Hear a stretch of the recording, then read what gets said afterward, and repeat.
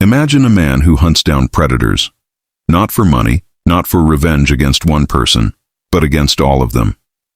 In the icy streets of Anchorage, Alaska, one man did just that. Some call him a monster. Others call him a hero. His name? Jason Vukovich. The world knows him as the Alaskan Avenger. Today we dive into the story of Jason Vukovich, a man shaped by childhood trauma who turned into a vigilante hunting down sex offenders. But did he cross the line between justice and crime? Stay tuned, because this story will challenge how you think about right and wrong. Jason didn't become the Alaskan Avenger overnight. His story begins in Anchorage, where he grew up in a home filled with fear. Jason has said his stepfather, who was later convicted of child abuse, physically and emotionally tormented him. For young Jason, this planted a deep hatred for child predators. That hatred stayed with him for decades, simmering just below the surface. Fast forward to 2016.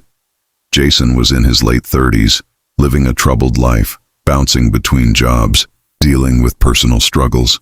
But one thing never left him, his anger toward those who hurt children. And then, he found something: the Public Sex Offender Registry.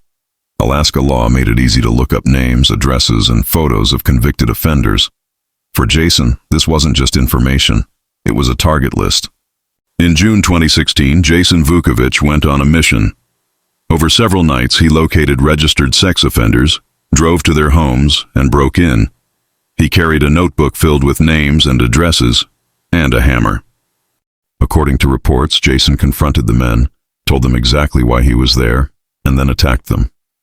Some were beaten badly. He also stole belongings, from cars to electronics, as he made his way from one house to another. His reign of vigilante justice didn't last long. Police quickly caught him after one victim identified him and gave details. In court, Jason didn't deny what he did, but he argued that his actions were fueled by years of pain and abuse. Still, the law was clear.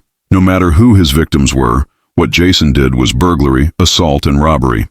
In 2018, he was sentenced to 23 years in prison, with 10 years suspended. That means more than a decade behind bars. As the judge read the sentence, Jason showed little emotion. Some saw him as a fallen hero, others as a criminal who lost his way. News of the Alaskan Avenger spread quickly. Headlines painted him as both a villain and a vigilante. On social media, some people praised him, saying, "He did what the justice system wouldn't." Others condemned him, saying, "You can't just beat people with a hammer, no matter what they've done." Jason himself admitted in interviews that he regretted his choices, but still believed predators deserved consequences. So, who is Jason Vukovich, the Alaskan Avenger? A broken man acting out of pain? A hero standing up to predators?